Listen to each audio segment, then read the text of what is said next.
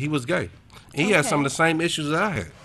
And I was in terms of not being seeing ourselves reflective, and again, it was beautiful to hear that from him, and then it was to show you how the Creator and the ancestors was working to have this conversation right on the corner. Two brothers, and who have the same passion, the same concern for black people. One is gay and one is straight, and it had no bearing on our conversation of working towards the betterment of our community.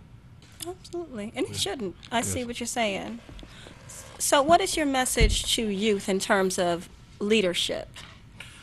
I mean, first and foremost, that leadership itself is not something that is self proclaimed.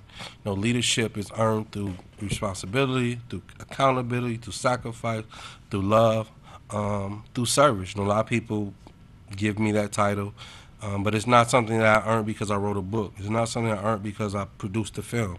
It's something that I earned because of the service that I provided first and foremost on myself. You know, many of us want to run out our households and change the world. We ain't changed ourselves, and that you can't do that. You know, understanding revolution, understanding change. Change starts with yourself. Change starts with being the best father, the best mother that you can be. Then it expands. So that message to our young people is you know, particularly growing up in oppressed communities, is that we have to heal our hearts. In healing our hearts, the best human being that we can be can flourish. As long as I had a broken heart, I behave as a broken human being. Once I healed my heart, allowed me to be the man that I am today with the new information that I began to obtain, which was knowledge of self. Knowledge of self put me on the path to do the right things, demanded of me to be the human being that I needed to be in fighting for my people every day of my life. I think I heard you say, I know I heard you say, heal people, heal people. Right. I've heard the other side of it, hurt people. Yeah. And that's where we at. When you look at black people, you know, we're hurting, and I mean, even those who are well off, affluent lives, they're hurting in some type of way. Those of us who are not well off, you see our hurt more visibly. But again, we're all hurting because we're all experiencing white supremacy in some form or some fashion. We're all experiencing discrimination in some form or some fashion. So as a black person, when you hear the story of a Sandra Bland, if that doesn't rip your heart, I don't know what will. When you hear the story of a black man and a black baby that's getting killed, continues just for being black. And it reminds you, no matter what you've achieved in this society, that you are who you are. And so we are responsible in changing that circumstance of saying, so when you look at the saying of Black Lives Matter, that is a position that's necessary, but it cannot be the end all. So for Black Lives Matter to matter, it has to be part of the liberation struggle. And the liberation struggle didn't occur because of Ferguson. It just didn't occur because of Baltimore. This is a history here. Exactly. This is over 400 years. No, Nat Turner, Denmark Vesey, Harriet Tubman, and numerous names. And so that's the struggle that we find ourselves in. And understanding that history, you know, too many people in my generation and younger, we've been left out of the table, we've been left out of the conversation and being developed to what this is. And so many of us coming bitter and angry, and we're looking at our elders the same way that we're looking at our mothers and fathers who have done some type of disdain to us. And so we need elders and our mothers and fathers, for all of us, to sit at the table. So like many of us say, well, I'm only going to say the youth. Then others, I'm only going to say the elders. So what about the parents? You know, I mean, most kids are frustrated and hurt because they see their mother and fathers hurt. Right. So if you help the mother and father, you automatically help the children. Exactly, and that's something I wanted to ask you about. Also, I asked you about your message to the youth, but what is your message to parents who are maybe in a position where they feel like they are experiencing their children being like at risk, so to speak? I hate using that word, but you know, who are in crisis. Right. You know, I mean, first and foremost, I tell them I'm in the same predicament. So I'm struggling with a 21-year-old, but it's a beautiful struggle. I mean, it reminds you of my struggle with my mom. I mean, what's that saying? You reap what you sow. It comes back. But again, when you look at the black community, when we was at our best is when we are loving each other, when we're fighting against the system. We overstood it. When we look at the bus boycott in 1954, before that, it was a lot of hostility in that community. So it was working for folks that didn't like us. And so as me as a husband, I come home, you're my wife, and I take that frustration out on you. Now I finally know how to take my frustration and energy out on the right people. Not mean you're going to do dumb things, but you protesting, you're picking people up. And so we created healthy outlets for our energy. And that's where we have to help mothers and fathers develop healthy strategies. You know, the father that's on the corner that's hustling, he's trying to feed his family, he's trying to do the right thing, but due to his limited knowledge and the limited acquiring of how to do it the right way, he becomes handicapped. And he set himself up, as we talked about earlier before coming on the show, where now he's destined for prison. He's destined for an early grave, which now, as a mother, you got to raise the children by yourself. You know, these are the cycles that we're perpetuating in our community. And so for me, like some days, you know, when people look at me like he's an author, he's traveling the country, but some days I got less than $10 in my pocket. I mean that's not real the struggle is. So I sit down and just breathe. But there's folks that I can go in my community, I can borrow $100. There's folks I can ask, can I do an event at your place? You know what I mean? There's money is more than just green paper dollars. My character, and that's why I'm explaining to my 21-year-old. You know, you're going through your struggles, but just the fact that you're my son, somebody will show love to you that you don't even think you deserve. I mean, and give example, he had caught a case, and Bobby Jeff Edison took on this case. You know, I mean, every other attorney, he wanted $5,000 off rip. He charged me, but he said, as a community, we're going to work this out. And I'm going to do my best to save your son. He didn't end up in prison. I mean, and this is, you know, that community wealth that we had to have, but it has to be based upon, and he was like, you doing too much work in the community for you to go through this and not somebody to help you. Right, you know that's what I mean? a different kind of capital. Exactly. And we have that capital, but it has to be based upon our character and our love. You know, like when we talk about jobs, I mean, there's like, if a guy's a painter, I mean, there's hundreds of houses in our community. Maybe 70 of them need some type of painting. But I ain't about to let you in my house if I can't trust you. I ain't about to let you work on my car. I can't trust you. I mean, so these are the personal responsibilities that takes place in our community that we have to hold ourselves accountable. But also, guys got to realize, working these jobs, you ain't about to make $100,000. But you gonna make something that keep you off craps. You're gonna make you something where you ain't got to be praying on the grandmothers. You ain't got to be praying on the grandfathers. Exactly. So we need to change the way that we see ourselves and how we operate from predators to protectors in our community. What do you think about us having sort of outside community intervention, like when, you know, again, grant money comes in for fixing up certain neighborhoods? It's like they're sort of taking the place of what used to be the Black Panthers, for example. You know, they provided services, you know, for their own community. And you have kind of a Black Panther kind of vibe going on in 2015. Not that we don't still have active Black Panthers in our community, but we have a lot of outside intervention coming in also. Can those two work together, or? Absolutely. I think the sister here is a testimony of what that looks like in terms of being, you know, we represent the best interest of our community. So we need to be at the table. And that goes back again to our value system. So it's not me personally, it's my community that I'm negotiating on behalf of. But also when that money comes in, that you ain't giving up your honor, you ain't giving up your love, you ain't giving up your dignity. You know, and the community can control that money. How, I mean, like I've been giving grant money, but I ain't sung no song that I ain't want to sing. I ain't danced to no beat that they wanted me to. I mean, so I mean, also we've all heard this. All money ain't good money. I mean, but you got to know when to hold that line. But also when you help yourself, other people will help you. I truly, I mean.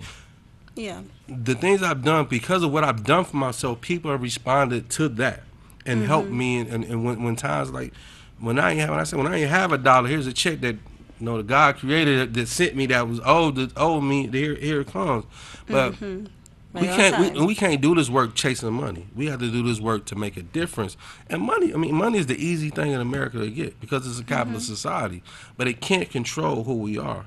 And once and it controls who we are, it deteriorates the work. It deteriorates the people. So now folks are getting into for this work for the wrong reason. And there's folks who are in a position where they're in corporate and nonprofits, foundations, they respect the real. They respect a person who's going to come in a dashiki with the afro because that's who you are. I mean, many of them want to do it, but they can't. It'll be because they don't know or they still learning how to do that. And Okay. through But you, they appreciate it. absolutely. So I mean, it can be done. I mean, like for the backpack giveaway, we've had Bank of America, not them per Okay. se, but somebody who worked for Bank of America. Oh. And I mean, some people may criticize me for that. But it wasn't money that went in my pocket. Money that went to buy backpacks. It money that went to feed families that day. We've had Ken Cochran when he was in city council. Through his chief of staff, Coy Ford had raised like close to $3,000 every year. This year, through Mary Shelfield's office, they raised some money. Okay. I mean, so it's about building relationships, and it can't be personal. I mean, if it was personally, I wouldn't work with a lot of people, and they probably wouldn't work Yeah. with me. However, Right. it's the work, it's the people that you impact, and so is that saying you don't have permanent friends or permanent enemies, you have permanent interests, and the interest is serving people every day. Okay. So, how can people contribute, volunteer, donate? They can go to the website, yusefshakur.org. So right now, what we're doing is, raising money to rehab this house that was given to us, to turn it into a community center. As of today, we raised over a year. We raised up to $9,000 that have contributed toward some of the renovations of through cleaning up the house and other things that we've done. And do we want this to be a model not only for Detroit but throughout the country in terms of being an anchor of our community? We're seeing, community center closed. We're seeing recreation center closed. So we need to take responsibility and open Yeah. those things up. So with our community center, the vision is being able to improve the social skill levels of our community. The greater skills you have, the more marketable that you become. The fact that you can come someplace and you may not have the money, but you can sweep the floor and still eat. The fact that we're valuing you as a human being. That's that human capital that is so necessary. So people can support through the website. People can call me directly, 313-459-6008, 313-459-6008.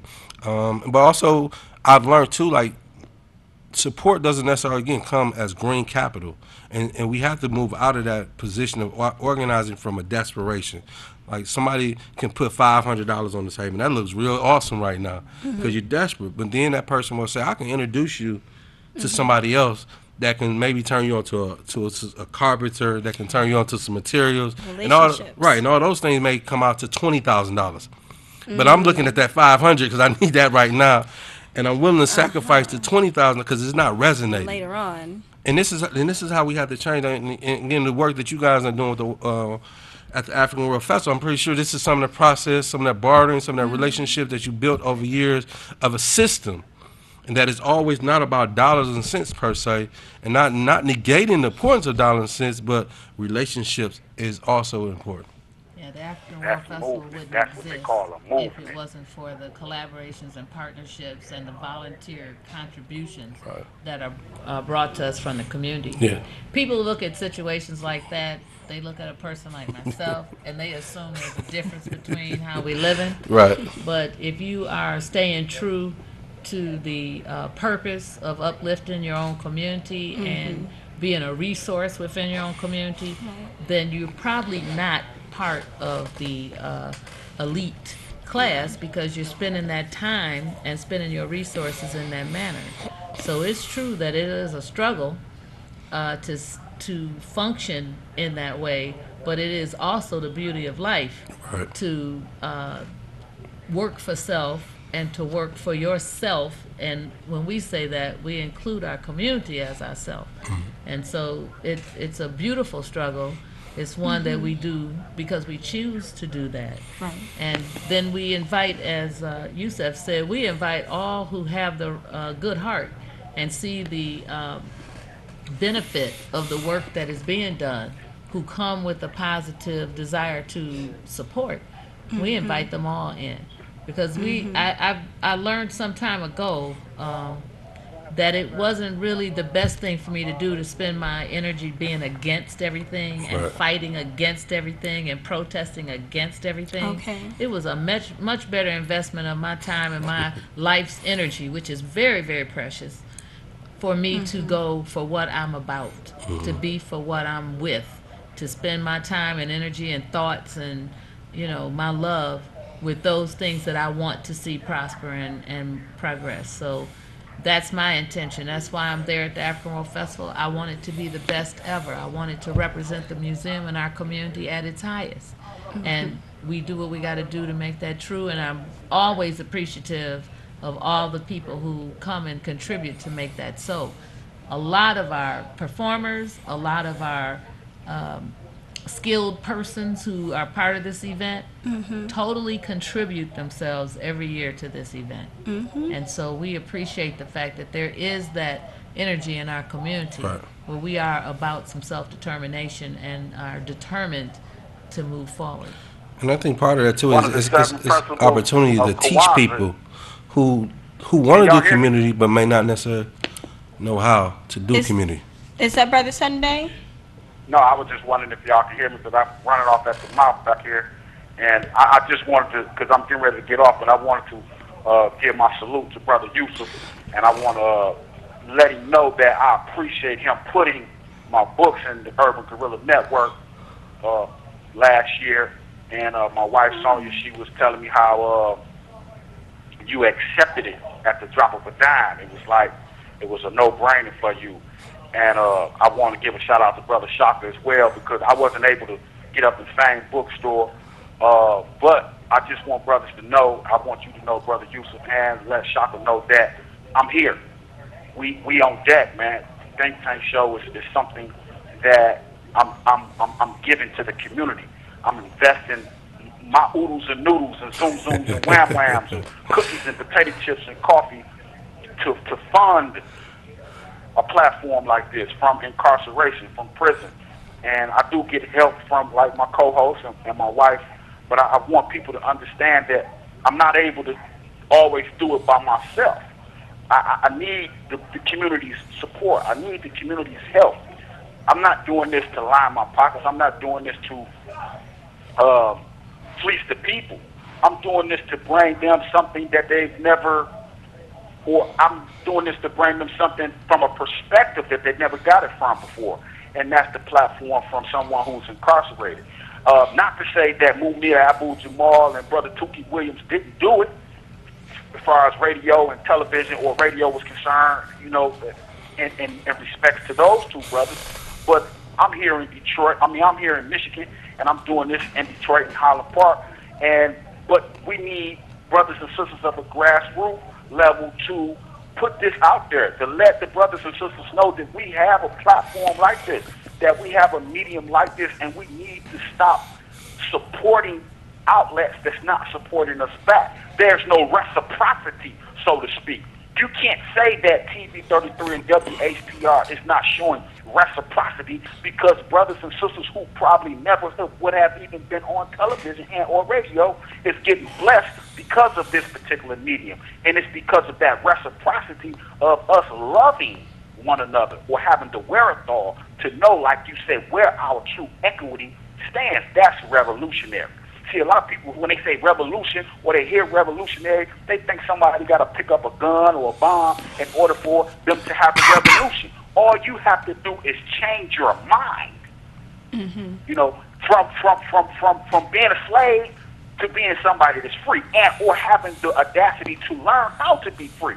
See, a lot of us, we running around and we don't understand that we still slaves. And that's because the best slave to have is a slave that don't know he or she is a slave. So when you have the mind of the people, the body of that person or the people is going to follow. So that's why it was important for them to kill off brothers and sisters of the MOVE movement, and to kill off brothers and sisters of the Republic of New Africa, and or the New Black or the Black Panther Party of Self-Defense, and the Nation of Islam, the Moorish Scientific Club of America, etc. SNCC, and the list goes on. This was the reason why these things happen. We're not bringing up the past. If the Jews can bring up the Holocaust in the 1940s, then we can bring up our history as well. We're talking about Jim Crow wasn't even 50 years ago. We're talking about COINTELPRO existed, and I dare to say it exists today, but I'm even more confident that it existed all the way through the Reaganomics era. As a matter of fact, it is the manifestation of the prison boom or the prison industrial complex here in the United States of America. So we as a people must revolutionize our mind, our thinking, and become activists and active in this movement of justice or else. What justice? Economical justice. What justice? Social justice. What justice? Cleaning up the blight in my community justice. You can't tell me because of our actions and our lack of activities or lack of being activists and revolutionaries in the community of the city of Detroit is not the cause of the fire and brimstone that has tore us out the frame. You go look in the city of Detroit and you can't tell me it don't look like a war zone. That's fire and brimstone. See, you looking at it, we looking at it from a spook's perspective that the fire and brimstone is just gonna come out of the sky, but it come right out of the earth. It come from the people, the ones that went crazy in the community with the burning down stuff and blowing stuff up. We are being chastised. And the reason why we're being chastised is because we won't listen to sisters and brothers like yourselves. We won't turn to sisters and brothers of the old and understand where their paradigm was at and why they was trying to do the things that we're doing today. If it wasn't for the United States of America through the COINTELPRO program, through that demon called J. Edgar Hoover, we wouldn't be going through what we're going through right here in the city of Detroit today. We wouldn't be going through this in the United States of America. You go look and you see what J. Edgar Hoover did and wrote in his reports and what his plan was for the urban community, the Black Panther Party, etc., then you will understand that there was definitely a war going on within the community to kill our people off. So when we say we want reparations, reparations ain't just dealing with chattel slavery. You owe us for what you did to us in the 70s, in the 80s, and in the 90s with crack and heroin and HIV and hepatitis and diabetes that we, this diabetes epidemic or pandemic that we're going through in the United States of America is not by chance. It's in the food. All them GMOs is the cause of us getting sick. Our pancreas is dying off. And we're not thinking properly because of the things that we're putting in our food. And this is the reason why the brothers and sisters can't hear you, Brother Yusuf. This is the reason why the brothers and sisters can't hear us, because it's what they're putting in their bodies. Right there at McDonald's and Burger King and Wendy's and Kentucky Fried Chicken and all these other fast food restaurants that got this poison within the food. It's cutting off their spiritual eye and their spiritual ear. And the only thing that they can communicate and identify with is the bestiality, dressing provocative, wanting to change their sex from being a man to a woman. You can't be no woman. God didn't create you that. I don't care how many pairs of breasts you put on, you still can't have no baby, so you ain't no woman. I ain't finna call no Bruce Jenner her, because he ain't her. He ain't no mama. He's a daddy. So until we stop allowing them to program us into thinking like this, it may sound minute and I may be getting off course a little bit, but I'm showing you how the minute way of thinking and how we have been dumbed down as a people, we just don't get it. We just give our vote away. We go out there and we just listen to anything a politician say and they sell us a dream. We go out there and we vote for them and then we turn around and we go about our business and we don't keep a watchful eye out for them. We don't work for them, they work for us. When you vote and put them in office, they become your employer or employee. You are the employee, you're their boss, you're the taxpayer, you're the one that voted to put them in there. If they won't do what you want them to do, go to the city hall and make them do it. You don't owe them no explanation, they owe you one. Who you think you are? You are the ones that put them in there. We are the ones that must stand up as a people, and we must clean ourselves up and stop blaming everybody for our problems. We must identify the essence of the problem so that we'll know where the problem manifests from, But once we understand where it manifests from, we must use that history as the fuel to our fire to do what's righteous. We can't burn up our communities anymore. We got to stop killing our own people. Black lives matter, brothers and sisters. But understand that we got to understand that black lives matter within the community. We got to embed that in our people's heart and in their mind, and have them put them guns down and start raping our sisters and selling drugs to our brothers and sisters. You have 1 minute remaining. And until we do that, ain't nobody gonna hear nothing. We talking about Black Lives Matter. It's just a cliche. It's just a fad. Make that into a way of life, and then we will see our conditions change across the spectrum. And that's all I wanted to say, and I thank y'all for joining us today, and I'm going to turn it back over to you, Sister Terry. Peace, y'all. Asante, peace, Brother Bay. And certainly there are so many of us who are, there are so many of us who are conscious, for lack of a better word, and who are doing the work, and that's infectious. And, you know, this is our lifestyle. This is our work that we're doing. So we definitely are able to affect change in our communities and within our families, within the world, you know, and so forth. So we definitely don't have any reason to despair, and there's always work to be done, but there are always workers to do that work. So I just want to say that I appreciate both of you, Mama Njia Kai and Brother Yusuf Banchi Shakur, for coming on the Think Tank Show, and we will be right back here next Friday from 5 to 6 p.m. And please tune in, and please make sure to come see us on our Facebook page, The Think Tank Show, where you can find more information about the various projects that are happening in our community. Asante Sana, thank you very much.